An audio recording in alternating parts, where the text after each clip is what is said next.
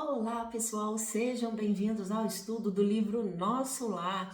E hoje nós vamos finalizar com os últimos 2 capítulos contando como que André Luiz voltou para sua casa. Finalmente, desde o início ele queria visitar a família, né? E nós vamos entender muita coisa interessante.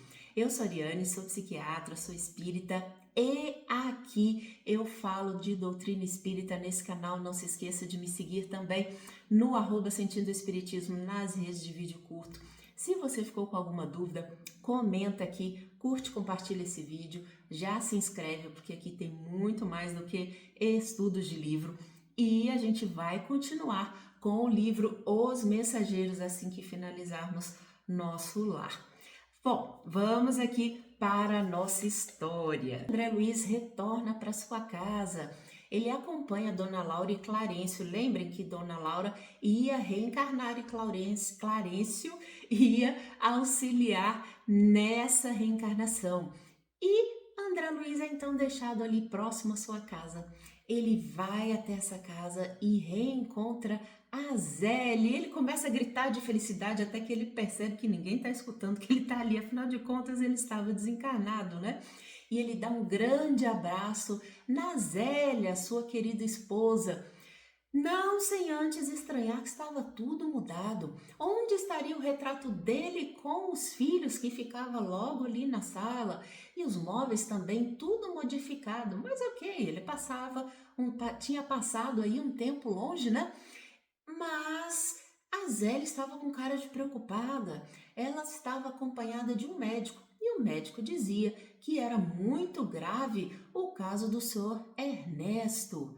E aí ela, desesperada, diz para o médico: "Mas doutor, eu não posso ficar viúva uma segunda vez." E André toma aquele choque. Como assim, viúva uma segunda vez? Na verdade, Zélia havia se casado novamente com Ernesto. E Ernesto estava no quarto, sendo atendido por um médico, porque ele estava bastante doente. Mais para frente, a gente sabe que é uma pneumonia. Naquele dia, as suas filhas tinham ido visitar. A filha mais velha estava inclusive com o seu filho no colo, pequeno ainda, e contava que naquele dia ela tinha tido uma sensação, uma saudade do pai, que ela foi sim buscar ali as melhoras de Ernesto, ver como ele estava, mas que ela tinha se lembrado muito do pai André naquele dia. E aí a mãe fica brava. "Eu já disse que não quero que fale nele, ele está morto e enterrado. E eu até mudei toda a casa para que a gente nem se lembrasse que ele existiu. E aí vem você falar nele." A irmã mais nova que estava ali também fala: "Mas que absurdo, papai está morto e enterrado. Você aí que depois que passou a mexer com o espiritismo, tá com essas ideias bestas na cabeça." E o André fica em choque, né? Porque ele está assistindo tudo aquilo ali e todo mundo, né, parece que se esqueceu dele, que ele não valia de nada. E essa filha mais velha fala: "Mas vocês não têm coração? Acaso é crime eu sentir saudades do meu pai?" E ela começa a chorar e as outras continuam lá irritadas, né? E o André vem e abraça ela com todo carinho, né, tentando ali parar o choro dela. E ela consegue sim se acalmar um pouco com a influência dele. Mas ele conta que ele vai passando ali várias horas e cada vez ele se dá conta de que realmente ele foi meio que esquecido e abandonado naquela casa. Inclusive, ele entra no quarto do Ernesto e aí ele vê algumas entidades ali escurecidas que estavam agravando ainda mais o quadro do doente. E ele até diz que o primeiro impulso dele foi de raiva, mas que ele havia aprendido tanto naquele tempo em que ele ficara em nosso lar. E aí ele começa a compreender por que os seus amigos lá de nosso lar demoraram tanto tempo para permitir que ele retornasse à sua casa. Olha o que ele encontrou, gente. Ele fala para nós: nem haveres, nem títulos, nem afetos. Ele tinha perdido tudo. Tava lá a casa, as paredinhas, mas tudo que ele tinha comprado, os móveis, as coisas dele, já eram. Os títulos, doutor, também já era. E nem o afeto da própria família ele podia contar. Até mesmo o filho dele andava perdido na vida. E mais tarde, quando Clarencio passa para visitá-lo, ele tinha tido então autorização para ficar uma semana de recesso visitando a família e Clarencio ia visitá-lo uma vez ao dia. E aí, Clarencio fala para ele: não se esqueça do amor ao próximo, ainda que eu entenda o quanto você está magoado. André agradece, mas realmente aquela situação era difícil de aceitar. Quem de nós aceitaria, não é? Mas aí ele traz aqui pra gente: e se eu fosse o viúvo na terra? Será que eu não teria me casado novamente? Eu ia suportar a longa solidão? E o pobre enfermo, como e por que odiá-lo? Não estaria o lar talvez em piores condições se Zélia não lhe houvesse aceitado a aliança afetiva? Lembre-se de que naqueles tempos lá as mulheres não trabalhavam, né? Quem sustentava a casa eram os homens. Então ela teria ficado ali viúva sem qualquer tipo de sustento e ajuda, ainda que a gente saiba que André deve ter deixado algumas posses, mas ela estaria sozinha, né? Seria lícito, seria correto julgar a atitude dela? Será que ele não teria feito o mesmo também? Ele continua: preciso era, pois, lutar contra o egoísmo feroz. Jesus conduzira-me a outras fontes, não podia proceder como homem na terra. Era preciso, então, entender que ali não eram mais os seus filhos, que ele não era dono da sua família, mas sim eram irmãos a quem lhe cabia ajudar. Na segunda noite ali, ele já se sentia muito esgotado e ele começava a entender o que era aquele alimento espiritual que ele era nutrido em nosso lar. Afinal de contas, ele trabalhava horas a fio, sem se sentir tão cansado. E ali ele se sentia esgotado, porque não tinha esse carinho que um passava ali para o outro energeticamente. Olha a diferença para nós percebermos que faz nós estarmos num ambiente onde nós somos queridos, nós somos acolhidos, e outro que só nos suga, nos drena as energias. E André passou então a meditar longamente em tudo que ele havia aprendido. E ele fala: apliquei ao meu caso o proveitoso conselho de Dona Laura, que dizia que deveria ir como abelha de cada uma das flores ali, das oportunidades das pessoas, ir pescando o pólen, o melzinho ali e se nutrir disso.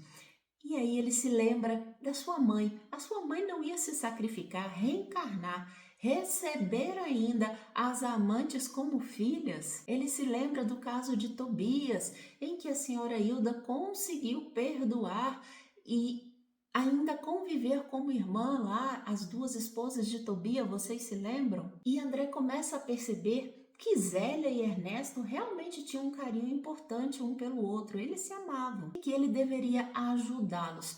Mas ele não sabe muito bem como fazer isso, e aí ele se lembra que existia a possibilidade da comunicação mental, principalmente se as pessoas fossem próximas. E aí ele mentaliza a Narcisa e começa a fazer uma prece ali, solicitando que ela o ajudasse, conta toda a história que tinha acontecido e, não sem surpresa, ela aparece ali atrás dele para ajudá-lo. Afinal de contas, ele havia chamado, né? Ela vai então com ele até o quarto e vê que o caso ali é grave. E é então que ela o convida para ir à natureza. Ela chama alguns espíritos da natureza e pergunta ali onde há mangueiras e eucaliptos. E é interessante que mangueira e eucalipto, gente, são árvores que têm propriedades medicinais associadas à parte respiratória e anti-inflamatória, de também expectoração.